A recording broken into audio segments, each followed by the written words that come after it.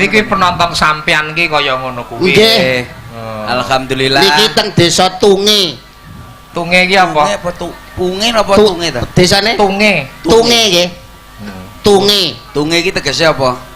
Tunge ya desa kok tegese apa? Lho ora lak melak awakmu ngerti umpamane tunge iki apa? Tunge. Mangan jahe neng pinggir sumur.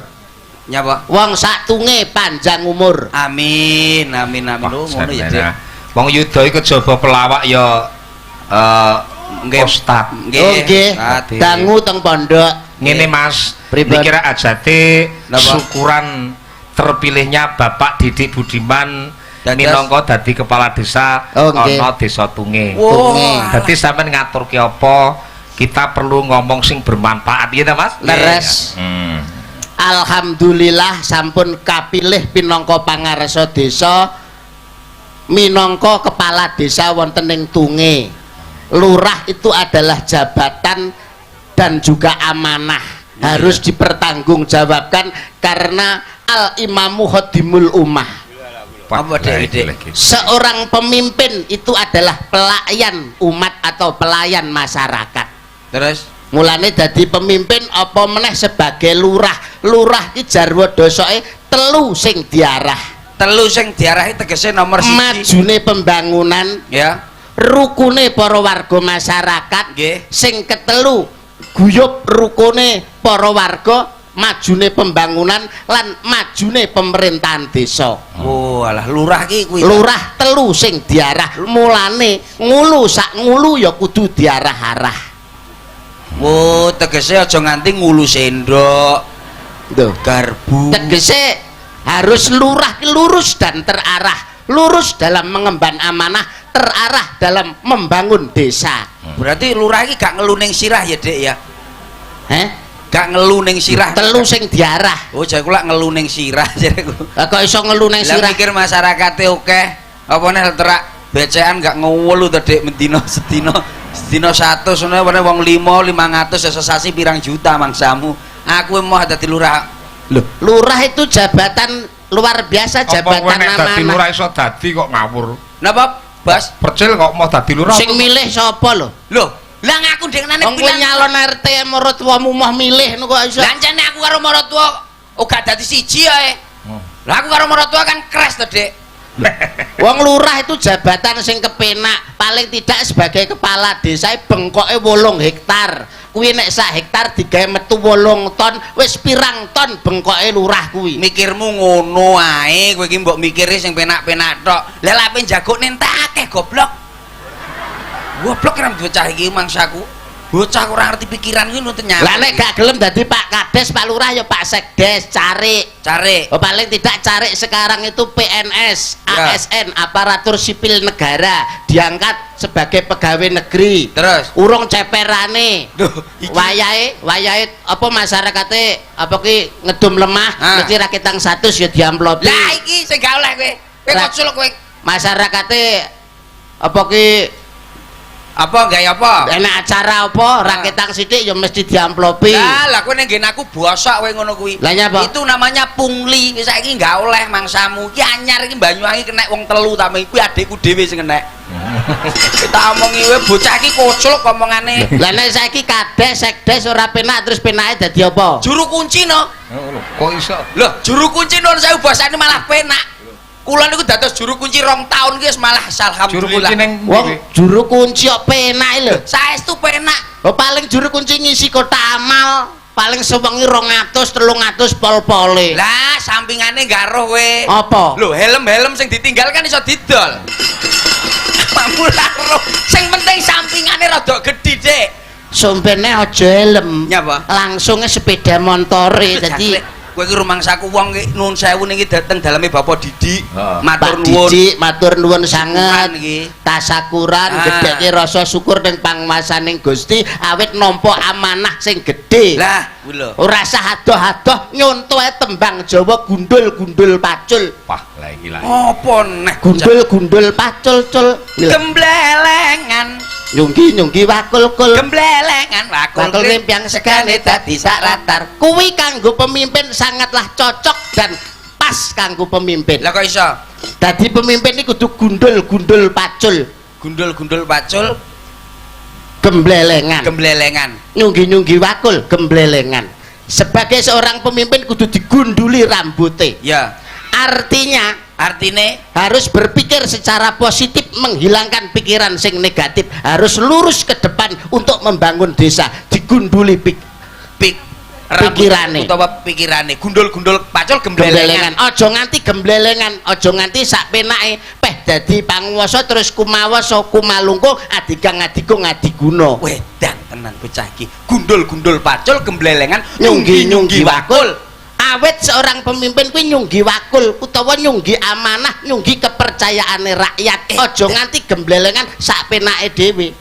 Nyunggi-nyunggi wakul gemblelengan. Wakul ngrim. Segane dadi sak latar. Contoh awet ku nek gemblelengan, nek kumalungkung, nek gemplinti, engko nek amanah utawa wakul iki ngrempyang. Akhire segane dadi sak latar, kabeh ora mangan.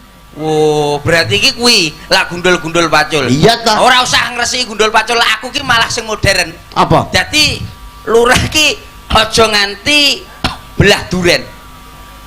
Apa kuwi? Utawa cinta satu malam. Niki kula ngoncai. Nah, awakmu ngoncai apa? Lah lho lurah kok cinta satu malam mbok ngoncai bareng. Lah awakmu ngoncai apa ki mau? Gundul-gundul pacul. Sesuai dan trep karo iki pemimpin. Lek meneh lurah ngono ya. Yeah. Aku lek cara aku ngoncai kuwi tembange jenenge cinta satu malam. Lah cinta satu malam iki maksude piye? Lah raro to bocah iki berarti ratane Baladewa kowe. Alah mesti lho arahmu karo kowe iki mulane dolan rono. Wong ki aja arahmu mesti terus saiki ngoncaki apa masamu lho bose iki lho. Apa? Pencipta lagu kondang. Ngemane. Memane. Wae bose. Niki mboten wonten sing enggal, Bos. Apa? Lagu enggal. Ana wis ana lagune anyar akeh. Engko mbok nggo. Ora. Cobi napa, Bas? Lagu enggal. Bangsane hang nono ngatini sun. Lho, opo? Banyuwangi. Niku Banyuwangi niku. Banyuwangi. Cobi pripun, Bos? Ya romong riko hang sun welasi. Ora tak dudone kowe kok gawe kok. Lah, Mas Kecil. Nggih, maka ayo digabungke ya. Kali sinten sewu? Cobi kita gabungne Mbak Kumalasari. Kumalasari niku niki iki aja Bos iki cuwilik wetes iki bocah iki. Aku biasa karo iki dino di anu ae. Kumalasari niku sing niku ndi? Niki Mbak Silvi Kumalasari. Oh niki kaya napa? Masuk Dik, Dik. Matok apane maksudmu? Maksudmu ki lho. Maksudnya bocah iso kaya ngene iki ora roh kowe mangsamu. Mlakune deloken lho, Dik. Jane wong lanang apa wong wedok Dik mlaku kaya ngene. Apa enek sinden ki mlakune lak ya ngene lho, ora mlaku ngene lho, Dik. Jane piye? Nuwun sewu niki saking pundi to, Bos? Niki bocah saking Tulungagung, Mbak Silvi Kumalasari. Mbak Silvi. Bocahe kasar Mas nek rembugan, dadi rada alon. Oh, ngaten nggih. Siap. Aja mbok delok saka casing-e, tapi prestasinya Mbak Silvi Kumalasari. Sapa? Mbak Silvi Kumalasari sindene Pak Sun Gondrong ini adalah salah satu sinden idol, juara sinden tingkat Jawa Timur, menggondol Piala Gubernur Jawa Timur Pak Dekarwo. Edan. Prestasine Iya. urung zaman Tulungagung, Kabupaten Tulungagung hari jadi, ya. Mbak Silvi Kumalasari juara lomba nyanyi langgam nomor 1 menggondol Piala Bupati. Dan Saiki. Niki kan saiki. Ha wis saiki. tebuti, Bu. Anar pipis iki. Ya ampun. Ra sore-sore mau. Oh, alah. Loh. Pipis. Sesuk-sesuk sangu pempres jadi ben ora mudun ae. Iya Mas, nembangake Mas kaya ngapa? Diaturke napa? Diaturin napa nun? Kayak biasane kae. Orari ki lho. Oh, siap. Kali kula berarti niki. Iya. Satu nada, Mas. Satu nada. Bisa ta? Orkesnya boluk-boluk sing ngebas ya apa lho. Niku tukang genset ta, Bos? Tukang ngebas ini kan. Omong ngono nek arep tanggapan kon adusik lho nek. Tapi gak Sopo sing ngebas? Sing ngebas. Kuwi asli saka lahir pancen peteng dedet, Bu. Oh, alah. Wah, turunan. Sing nyuling saiki disemir, Dek. Disemir semir apa wong kuwi wan kok. Oh, alah, wan to, Bu. Masa koyo semir. Ya, Satu nada kata saya. ke. Satu nada. Ini. Kulo ngambil sedap nggih. Ya.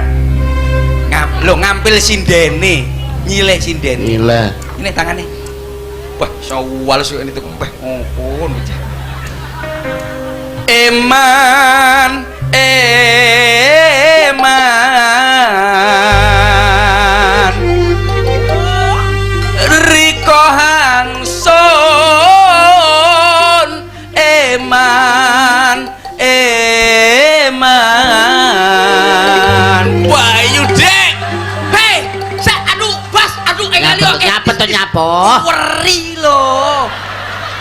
ndak trimo di ngonokne kok. Walah. Lah meneng gak apa-apa lah dingenek-ngenekne lho, Dik.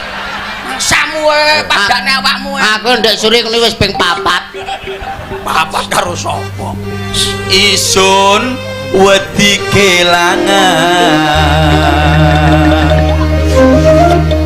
Riko hangsuk aku meneng. Hangsuk bae. Pak Didik, Nyapa, kenapa? Riko hangsun aja cedek-cedek Dek, rada maca ae. Sil wong iki digandrung kok ndak. Ora peka. Dadi sing romantis ngono lho, sing Maksudnya sing romantis piye? ya sing Oke. lho. Apa? Boy. Boy mati. Ojo.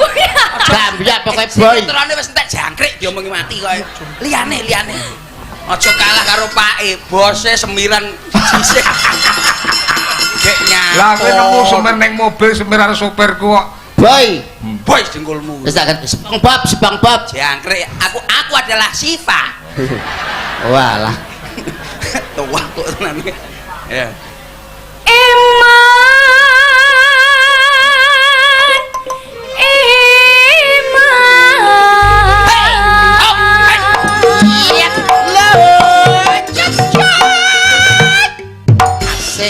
Masak. Kula cengleng, Mas, kula cengleng. Oh, dijengleng ya kena. Yo kena no, rada dene. Neno Wong bekas hangsa.